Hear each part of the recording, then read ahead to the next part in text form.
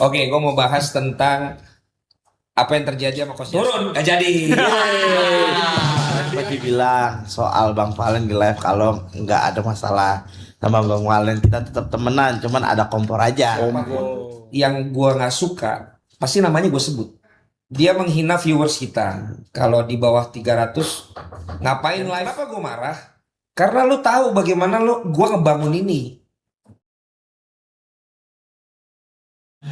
Oke, gue mau bahas tentang apa yang terjadi sama Coach Justin.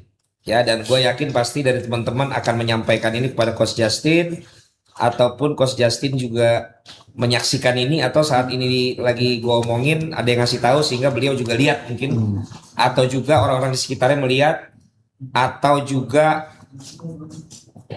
ada yang ngelihat. Iya, Ya, sama ya. mantau, mantau. Turun, gak jadi. Pokoknya tiap turun keren dari 1.000 gak gue terusin dong. Kita baru. Seribu. Arit baca. Arit, kemarin Coach bilang soal Bang Valen di live kalau nggak ada masalah sama Bang Valen kita tetap temenan, cuman ada kompor aja. Oke, berarti gua nggak tahu apakah Coach Justin udah menyampaikan atau belum di live-nya, tapi yang jelas sebenarnya gini loh, guys. Turun nggak tuh? Nggak, belum. Jadi pada saat gue ngobrol gue bilang sama kalian malam itu, jujur gue lagi sakit gigi ya. Gue lagi sakit gigi, terus kemudian gue lagi, ya namanya kita nggak tidur segala macam. Terus gue baca komen-komen yang seakan-akan gue percaya bahwa Justin ngomong seperti yang disampaikan oleh penonton di sini. Gitu. Kalau lo lihat siapapun yang gue nggak suka, pasti namanya gue sebut. Patokannya itu aja. Tapi apakah gue pernah menyebut namanya Coach Justin? Ketika gue bilang, ya dia begini, dia begitu. Karena kalau lo perhatikan, yang lain pasti namanya gue sebut. Artinya kalau gue tidak menyebutkan nama itu untuk komen-komen yang, untuk kata-kata gue yang jujur itu ataupun provokatif, ya berarti gue memang respect. Habis ini tinggal dicari nih, nama siapa yang disebut lain? Iya, cari. Turun nggak? Nggak. Naik. Saat itu gue dengar katanya dia menghina viewers kita, ya. Terus katanya kalau 343 doang itu mah akun, ya kan? Kalau di bawah 300 ngapain live? Ngapain live 2 jam sebelum kalau yang penontonnya cuma 200? Jujur di saat itu gue pikir beneran dia. Dan kenapa gue marah, Koci? Kalau itu bener lu, karena lu tahu bagaimana gue ngebangun ini bareng-bareng sama lu. Lu adalah orang pertama yang gue ajakin untuk DPI karena gue bilang yang lainnya bisa ganti, tapi semuanya DPI itu lu. Dengar baik-baik Jal omongan gue ini. Hal yang sama yang gue katakan kepada Rizal sekarang. Semua berganti tapi 104 match lu yang pegang Jal. Kata-kata yang sama yang gue katakan dulu, Coach gue mau bangun DPI, gue pengen bikin yang dulu kayak Net Soccer. Tapi gue perlu lu, karena lu punya YouTube dan lu punya konten yang ditunggu orang, dan dulu belum sebesar ini ya. Gue bilang nanti akan ada beberapa pandit yang ganti-ganti, tapi elunya ada terus. Terus yang kedua, gue bilang itu 3 kali seminggu. Tiap hari. Iya, tapi ya, Coach Justin minta gue 3 kali aja. Iya. Bener gak? Iya. Gue 3 kali aja karena terlalu capek dan biar ada yang lain. Dan gue gak pungkiri semua rekor di DPI itu ya kalau ada Coach Justin. Gitu. Dan ketika itu kita selalu brainstorming sebulan sekali ke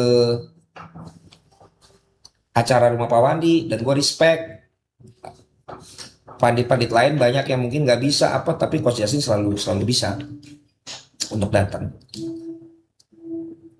Itu kenapa bisa terjadi? Karena sebelumnya pun gue udah berkawan dengan dia jauh.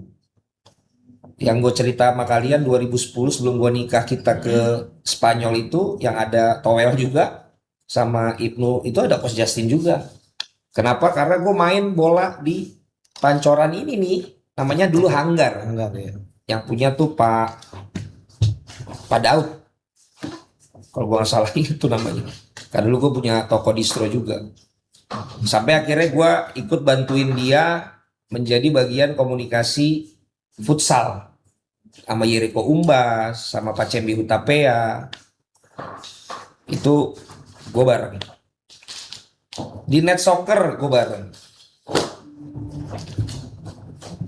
Bahkan gue bilang, lu kan unik coach. Kenapa lu nggak buat YouTube aja? Karena dulu gue tahu hidup Coach Justin tuh mirip gue. Kadang bisa bagus banget, kadang bisa jelek banget. Dan gue ingat waktu itu dia sampai bawa cuman Avanza. Buat dia tuh Avanza tuh suatu yang jelek lah. Bukan buat dia. Maksud gue dalam kehidupannya yang biasanya BM apa segala macam, tapi pernah dia bawa Avanza. Gue bilang, ya lu bikin YouTube aja lah. Waktu itu gue udah mulai bikin Jebret TV. Momen itu gue coba tawarin bikin YouTube. Terus kemudian akhirnya dia kalau nggak salah ngobrol sama Jalu atau sama siapa, tapi akhirnya dia mulai dengan kamera HP di belakangnya itu rak-raknya dia yang sekarang jadi ikonik. Dan dia buat dengan konsisten, dan akhirnya dia punya personanya sendiri yang suka marah-marah, suka apa gitu. Yang sampai sekarang juga. Itulah kenapa gue ajak ke DPI. Dan semuanya sudah berjalan sampai akhirnya yang terakhir lo tahu juga Coach Justin ngumumin di DPI. Ini juga mungkin satu yang tadi gue bilang kesalahan gue. Momen-momen dia akhirnya cabut itu adalah momen-momen yang gue juga udah jarang muncul di DPI. Gitu. Gue nggak tahu juga apakah kebosanan yang dia bilang ataupun juga tidak ada tantangan lagi tuh apa mungkin karena gue juga jarang nongol, karena biasanya kan gue yang berani untuk konfront dan head to head sama dia. Sisanya kan akhirnya semua yang tinggal dia yang kardusin doang. Sama paling waktu itu terakhir debatnya sama Rizal kan. Gitu. Singkat cerita, beliau jalan juga dengan medianya. Ya, beliau jalan juga dengan medianya dan berjalan sampai hari ini dengan sangat baik. Ya tadi gue bilang, personanya sangat kuat. Sehingga bagi gue komentator di top of mind orang adalah Valentino Jebret, pandit di top of mind orang dan brand adalah Justinus Laksana. Makanya dulu gue bilang kombinasi kita berdua nih bisa yakut banget sebenarnya gitu. Tapi sekarang pokoknya kita punya media masing-masing dan secara personal gue sama dia tidak ada masalah apa-apa. Nih ya, tidak ada masalah apa-apa. Kalau enggak ngapain pada saat dia pamit itu, gue tidak ada di studio, tapi dia WhatsApp gue, kan gue ajak dia makan. Dan akhirnya gue diajak ke dia ke tempat di Bluegrass. Dan ada tayangannya kan, gue pakai handphone doang, dan lu bisa dengar jawaban beliau. Kalau alasannya ada semua di situ. Nah itu bagi gue momen dimana gue udah minta kepastian bahwa lo masalah gak sama gue? Gak ada. Nah jadi ketika waktu itu beberapa hari yang lalu gue baca komen katanya beliau dalam tanda kutip ngeledek atau ngejek kita karena cerita yang banyak tadi di belakang itu, gue lagi sakit gigi, gue lagi pusing, gue lagi capek. Kok bisa tega-teganya lo ngomong kayak begitu ya coach? Gitulah bayangan gue. Karena dia yang tahu gue bagaimana ngebangun ini semua. Dan ternyata gue lagi mau tanjakan Taman Anggrek, WhatsApp Koci.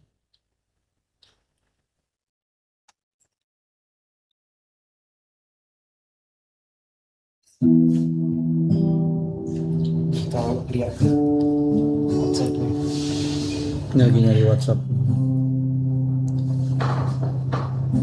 Naon heeh. Iya.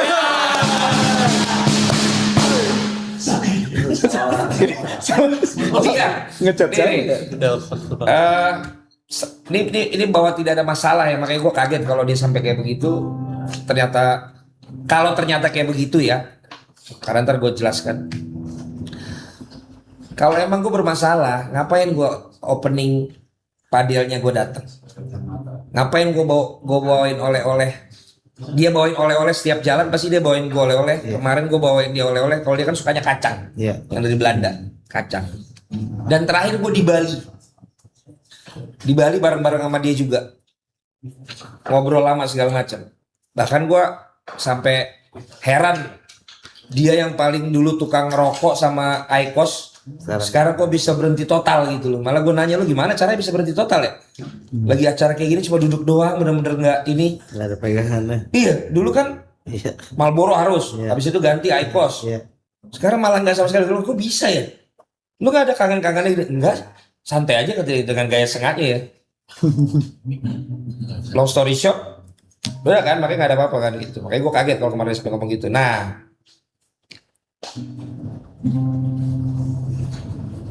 coach izin ya supaya gue juga nanti kalau dipotong-potong ini seru sama ya.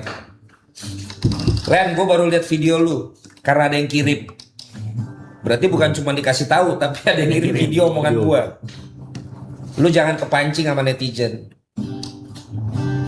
Yang disenggol semua netizen itu titik-titik-titik. Iya. Semua itu ke titik-titik-titik. Karena mereka tahu si titik-titik itu suka sindir gue. Gue main ikutan aja sama mereka. Tapi gue nggak tahu bener atau gue, netizen juga sering bilang kalau gue disindir di DPI. Nggak pernah gue tanggepin. Jadi lu jangan kepancing sama netizen. Dah gitu aja. Kita di studio paham kalau arahnya ke titik-titik-titik. Makanya gue kaget kok lu tersinggung. Kalau gue ada masa lalu, kalau gue ada masalah sama lu, gue nggak mau ketemu lu di Bali. Dia kan tipenya emang begitu kan. Gue bilang siap coach, thanks infonya. Kan santai kita, yoi. Gue bilang. Jadi kalau ada yang mau adu kita, lu jangan kepancing. Siap-siap coach. Udah, habis itu kita ngomongin orang itu. Yang kita ngomongin hasil yang di Bali maksudnya. Terus akhirnya kita ngomong tentang yang lain lah yang gak perlu gua bahas. Teman-teman, clear ya? Clear. Gua respect banget Coach Justin. Bahkan dia duluan yang WA gue. Dan Nggak, Om Ico kaget. gue respect banget Coach Justin yang WA gue begitu denger dan dapat videonya. Poinnya adalah kita sekarang sama-sama ada di kolam yang sama, industri yang sama, dan gue sama beliau sahabatan dari dulu. Jadi terlepas dari ya kita punya strategi masing-masing sekarang, atau mungkin kita pitching di brand yang sama sekarang, tapi yang dapat siapa, yaitu adalah bagian dari bisnis yang menjadi resiko dari masing-masing gue dan Coach Justin yang menjadi pemimpin di media kita masing-masing. Tapi at the end of the day, gue sama dia masih temenan yang masih bisa jalan bareng, kurang lebih seperti itu. Ditambah lagi, gue rasa ketika akhirnya juga nanti ada kesempatan bekerja sama, gue rasa itu juga jadi sesuatu yang besar sekali bisa terjadi gitu. Jadi, nah kalau misalnya juga coach ada dari kami yang, let's say tadi lu bilang dari DPI yang nyindir segala macem, apapun itu gue minta maaf. Dan gue tidak bisa kontrol semua yang keluar dari teman-teman yang lain ataupun bahkan dari gue sendiri. Tapi lu juga tahu kalau banteran gue pasti dalam batas yang seperti apa. Jadi kalaupun ternyata bagi lu juga kelewatan atau seperti apa, gue minta maaf, atau lu juga bisa cross check ke gue gambarannya seperti itu. Jadi kita udah clear. Sekali lagi respect. dia kirimin gua WhatsApp dan menyampaikan bahwa itu bukan ke kita gitu ya. Dan gue berterima kasih untuk itu. Jadi kita besarkan aja kolam ini biar makin banyak orang yang punya pilihan-pilihan juga untuk ada di sports digital ini. Karena waktu itu kita mulai dari Jebret Media TV dari DPI, lu mulai dengan YouTube lu, Justinus Laksana, akhirnya makin besar dan akhirnya banyak channel-channel lagi yang bikin. Itu semua nggak mungkin nggak ada dampaknya dari apa yang kita buat berdua. Jadi let's go. Sudah datangkan Iya, kehadiran langsung. dan apabila esok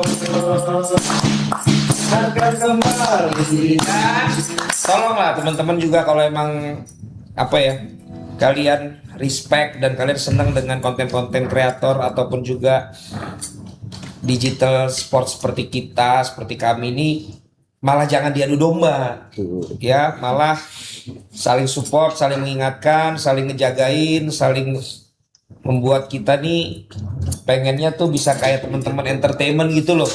Mereka kan malah nama-nama besar tapi bikin sesuatu bareng-bareng, akun-akun besar bikin sesuatu bareng-bareng, akhirnya malah jadi saling support ya. Jadi cita-cita gue sih pengennya seperti itu guys. Oke, Let's go. itu aja.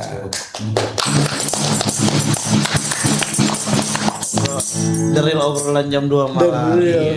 Dalam. Titik-titik itu bokir ya bang? Ya.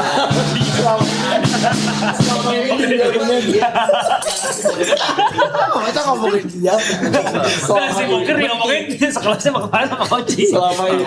Bayangin. Contoh komunitas stand up bagi gue sekarang role model untuk bikin loyalty dengan